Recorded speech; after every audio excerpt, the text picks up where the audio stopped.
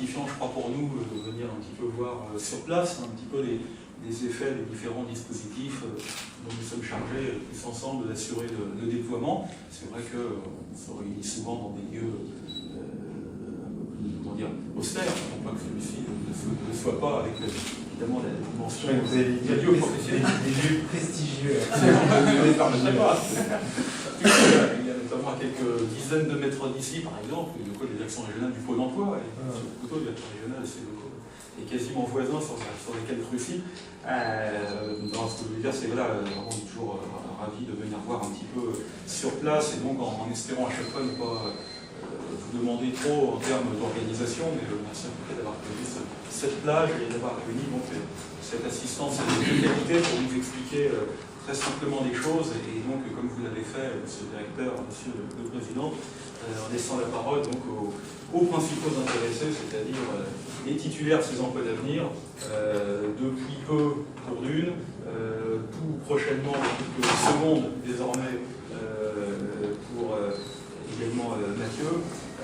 Voilà. Alors après, le message que je voulais bien sûr apporter, c'est celui de la mobilisation. Ça ne prendra personne, bien évidemment.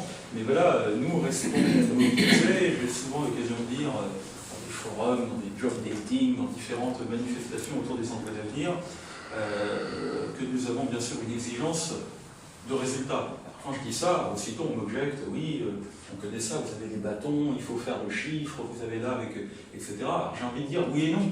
Oui, bien sûr, parce que comme tout dispositif, j'ai envie de dire, de toute institution, lorsqu'on les met en œuvre, on assure un suivi, ce qui est bien sûr tout à fait normal. Mais là où je veux surtout mettre l'accent, c'est de dire que voilà, c'est un devoir, au-delà simplement d'être dans une sorte de, comment dire, de travail administratif. Je veux dire par là, pour la Loire-Atlantique par exemple, si on met bout à bout les aides que l'État en dégage, donc aussi bien sur le secteur marchand que sur le secteur non marchand, c'est un peu moins de 15 millions d'euros. Alors voilà, on a bien tous conscience qu'à l'heure actuelle, voilà, où l'argent un petit peu et à la fois se fait de plus en plus rare et cher, voilà, chaque euro compte, et vraiment on ne comprendrait pas dans la situation qui est la nôtre, où voilà, le chômage continue à frapper, même si on a vu que la région Pays de la Loire en juillet a été l'une de ces régions où le nombre de demandeurs d'emploi de catégorie A a notablement diminué par rapport au mois précédent, notamment il ne faut quand même pas baisser la garde, et il y a des catégories qui restent encore durement frappées, plus durement frappées que les autres, et on sait que, outre les seniors, les jeunes sont bien sûr l'autre catégorie durement affectée. Donc voilà, devoir de faire tout en œuvre pour que les enveloppes que nous avons, on puisse tout simplement les utiliser. Voilà, il ne s'agit même pas à la limite de mettre en place autre chose, mais tout simplement voilà, d'utiliser ce qu'on a et de ne pas les garder, si j'ose dire, par devers nous. Alors pour ce faire, bien sûr, de nombreuses actions sont mises en œuvre. En termes de résultats, je voyais un petit peu les chiffres, donc à date de vendredi dernier, j'avais la notion de 683 emplois d'avenir pour être tout à fait précis. Non compter quand même cette catégorie que j'ajoute aussitôt, que sont les emplois d'avenir professeurs, dont on parle de moins mais qui se montent quand même à quelques dizaines dans le département. En d'autres termes, nous sommes désormais à un peu plus de 700. Alors vous savez, nous avons une enveloppe totale donc, de 1168 emplois d'avenir, et donc nous continuons à faire le nécessaire, à continuer la mobilisation de tous, pour arriver donc à atteindre l'objectif partout sur le territoire, et bien sûr avec tous les relais que sont les prescripteurs. Et l'occasion de ce matin, c'était également l'occasion de mettre l'accent sur, au-delà des prescripteurs, j'ai envie de dire, habituels, qu'on a l'occasion souvent dont on a l'occasion de valoriser le travail, que sont bien sûr le réseau Pôle emploi et le réseau des missions locales, de mettre l'accent ce matin, monsieur le directeur, monsieur Roland, sur Cap Emploi. Cap Emploi, bien sûr, que nous connaissons bien, dont j'atteste, en tout cas pour ma part, étant depuis 2 ans maintenant dans ce département, tout l'engagement au sein du service public de l'emploi.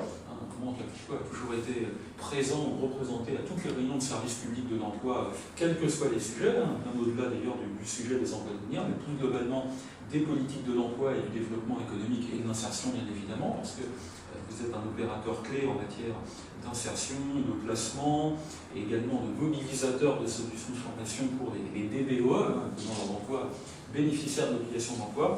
Donc voilà, c'était aussi l'occasion de saluer votre travail. vous disiez un peu plus de 35 emplois d'avenir dans le département. Voilà, rapporté en termes de proportion, c'est là un effort finalement plus important que le seul poids de cette population de DPOE dans l'ensemble des demandeurs d'emploi du département, ce qui montre bien une nette volonté de votre part de mobiliser ces outils. Et voilà, c'est tout à fait méritoire hein, dans le contexte actuel. Donc merci de ces efforts. Et effectivement, je sais que là, vous ne baisserez pas la garde, continuez à poursuivre.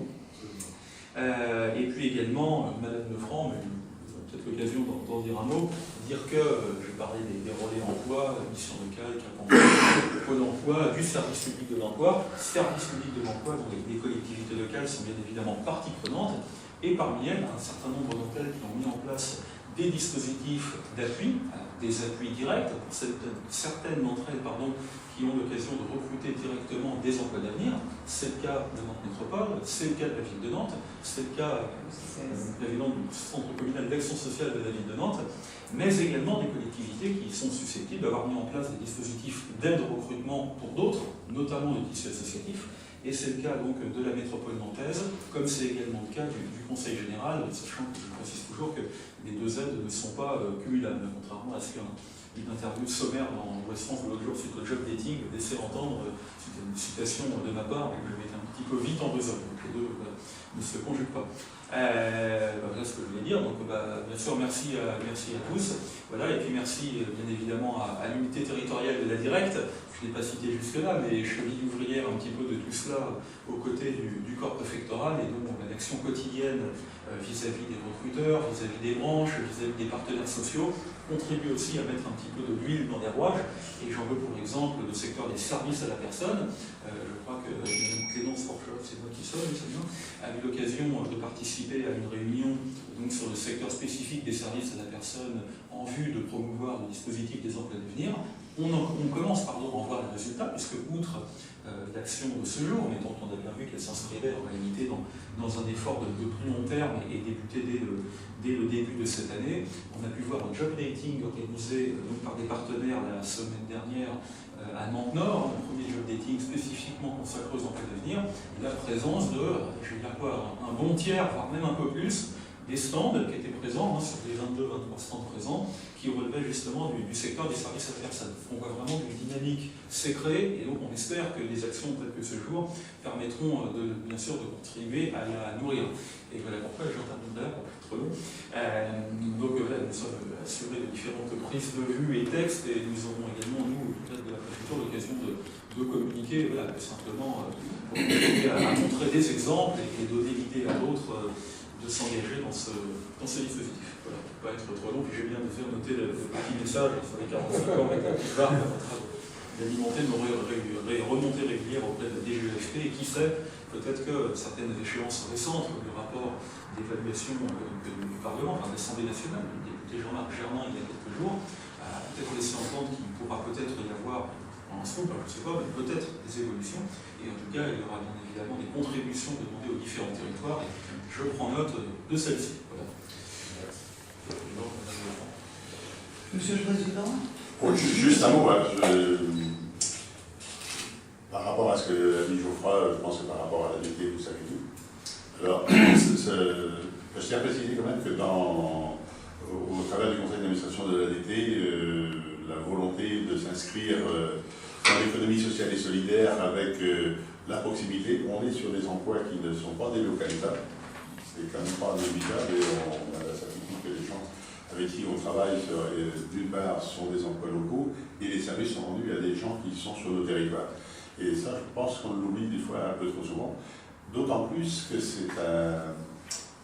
il y a au travers dans l'évolution dans les années à venir, une mine d'emplois qui sont à inventer pour un certain nombre et à développer dans la mesure où on a quand même le sentiment que la majeure partie des gens qui vieillissent et souhaitent rester à domicile, mais on ne peut pas obliger d'attendre que ça va moins bien pour déjà préparer et accompagner, tant que tout va bien, au travers du tissu associatif. Et ça, je pense que le fait de militer à la DT, c'est dans cet esprit-là qu'on s'inscrit, en sachant qu'il y a il y a des services à apporter, dont une partie n'existe sans doute pas encore aujourd'hui.